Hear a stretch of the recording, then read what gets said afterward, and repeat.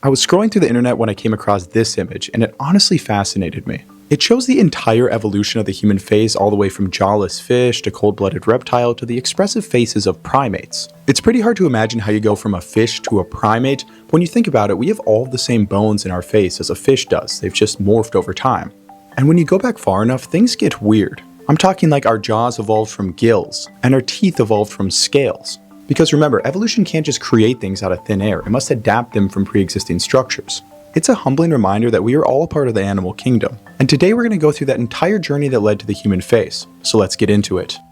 The story of the human face begins in a world without faces. 4 billion years ago, life existed as drifting single cells, invisible to the naked eye. They had no mouths, no eyes, no sense of direction. They simply absorbed nutrients from their surroundings. Then came a transformation that reshaped the planet, photosynthesis. Some cells evolved to drink the sunlight and release oxygen as a byproduct. Slowly, the oceans filled with this volatile new gas. Oxygen unlocked far more energy from food than any previous biochemical process. That extra energy led to something extraordinary. Some cells started to eat others whole. Like the game Agario, cells would bend their membranes and allow other cells inward. Predation would also lead to cells within other cells, leading to multicellular organisms. Fast forward a billion years or so, and we see truly complex macroscopic life.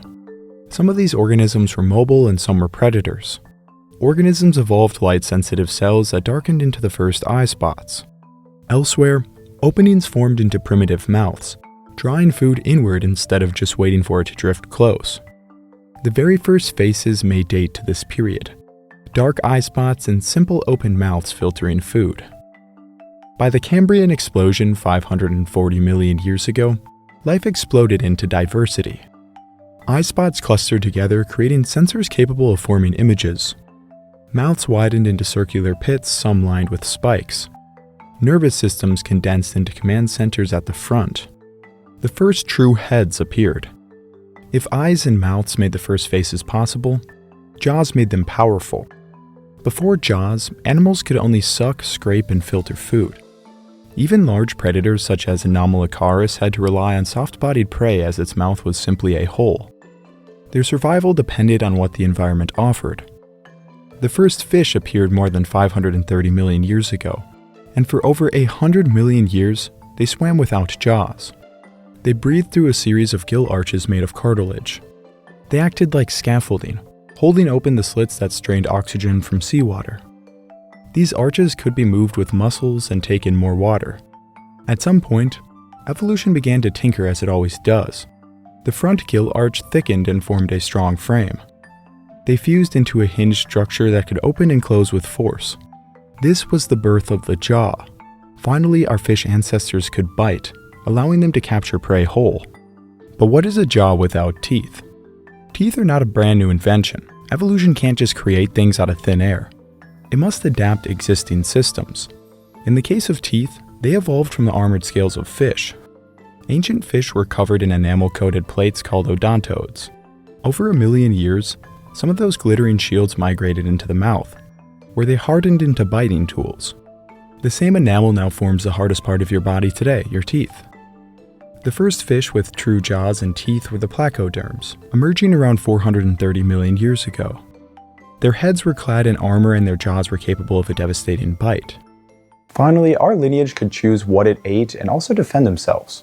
It is bizarre that our jaws initially evolved for breathing underwater, while our teeth were once bony scales. It goes to show how evolution actually works, old structures being adapted to new purposes. And it's weird to think that every sentence ever spoken is powered by the anatomy of fish that once swam Devonian seas. Once jaws and teeth had armed the face, the next great shift came when life crawled out of the sea. Around 370 million years ago, the first amphibian, descendants of lobed-finned fish, pulled themselves onto land. Their faces carried the legacy of water. Wide mouths and nostrils and eyes on the top of their heads like a crocodile. An amphibian's face was built for a life half in water and half on land. As vertebrates continued to conquer the land, reptiles took the stage. After 50 million years, eggs evolved protective shells that could be laid on dry land, and with new scaly skin, these tetrapods were no longer bound to the water. This allowed reptiles to conquer inland environments where water wasn't common, and it caused an explosion of diversity. Now this is where it's going to get a bit complicated, but stay with me. Right around this time, our ancestors would split off from the reptiles. This was based on skull shape. Our ancestors were the synapsids, meaning they had a single opening behind each eye, a design that allowed stronger jaw muscles. The other reptiles, the diapsids, evolved two openings, lightening the skull and changing the way their jaws worked. During the Permian, the synapsids dominated every land ecosystem on Earth.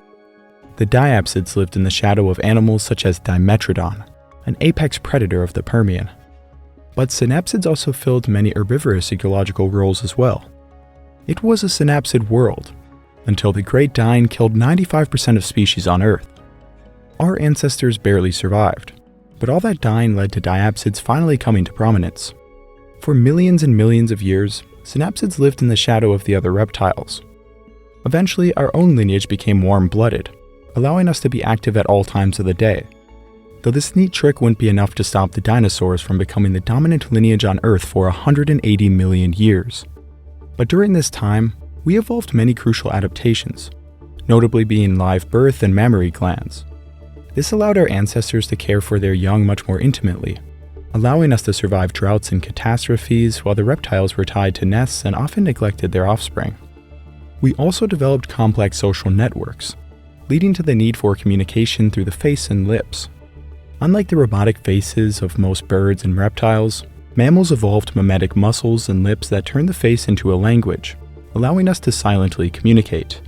We were no longer reptiles, but in most cases they still ruled over us. We stayed in the shadow of the reptiles until that wonderful meteor finally gave the synapsids another chance to dominate. When the asteroid ended the age of the dinosaurs 65 million years ago, small nocturnal mammals seized the day. Among them were the first primates. They were tree dwellers whose faces began to transform in ways that set them apart from other mammals. Their eyes drifted from the sides of their head to the front, granting stereoscopic vision. This gave us excellent sight and depth perception.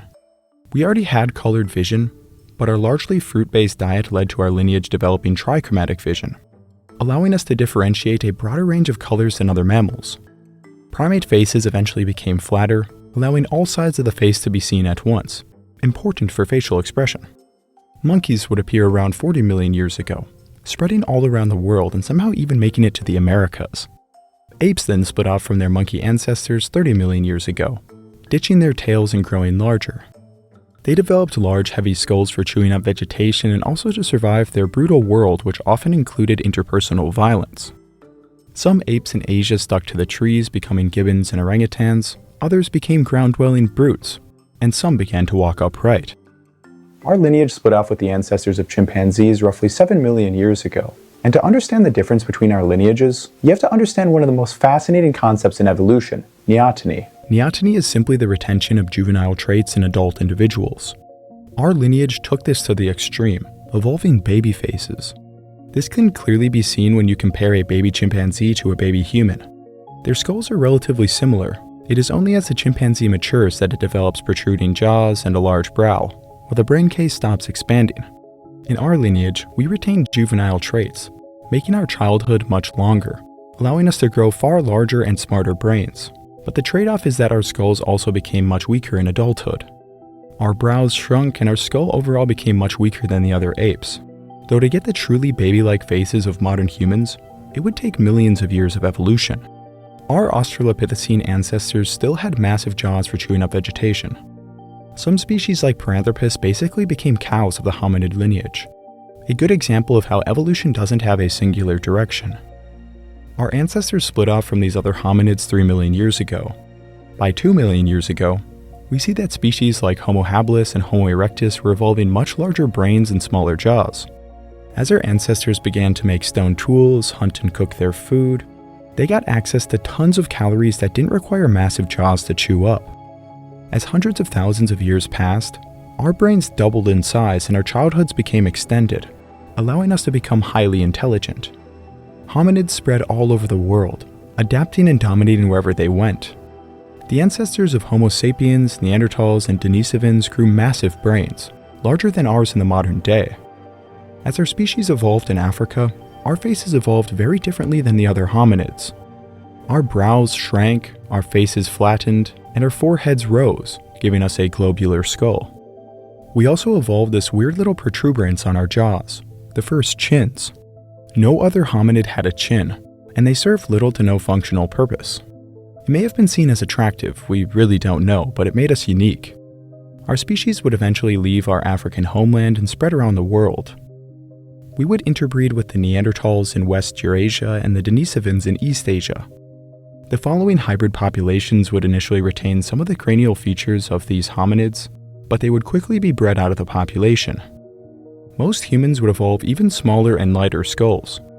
As agriculture spread around the world, we began eating very soft foods, leading to even smaller jaws. As we adapted to this new way of life, our brains would lose about a tennis ball's worth of mass, and eventually many of us would have to get our wisdom teeth surgically removed due to our diet of mush. Skulls of modern humans vary across the world for numerous reasons. Some populations eat tougher foods than others, though sexual selection plays an important role in the shape of the face. Regardless, compared to our ancestors, we all have baby faces. Even that one guy that looks like a caveman is nothing compared to an Australopithecus. Seriously, just look at this Australopithecus compared to me. It's just giant brows, huge cheekbones, giant mouth. It's absolutely wild when you look at these guys in person. The evolution of the human face goes all the way back to the first mindless cells of the early Earth.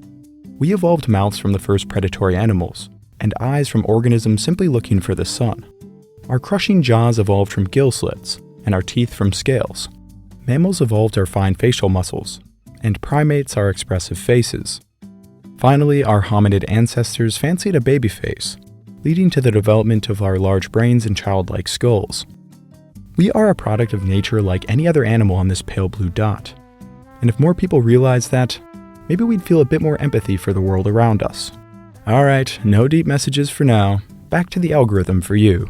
But before I go, I need to make a huge announcement. I'm creating an anthology series set in the Stone Age, and it's called The Uncanny Valley. It's a primal horror story that drags you into the shadows of prehistory, where danger lurks at every corner. This is horror at its rawest. No modern tropes, just blood, bone, and fear in the Uncanny Valley. If you've ever wanted to see Neanderthals clash with sapiens, survival in the Ice Age, or a night stalked by Homo erectus, this is your chance to make it happen. We've just launched our crowdfunding campaign along with our official trailer, and as you can see, we know what we're doing. Everything from the props to the cameras are the best in the business. And this is more than just a show, it's an entire new horror universe. We plan to expand this series into new terrifying worlds, hopefully including a CGI Dinopithecus. So please go donate today, every dollar makes a difference. So hit the link in the description or the pinned comment below and go watch the trailer, and back the Uncanny Valley project on Indiegogo today.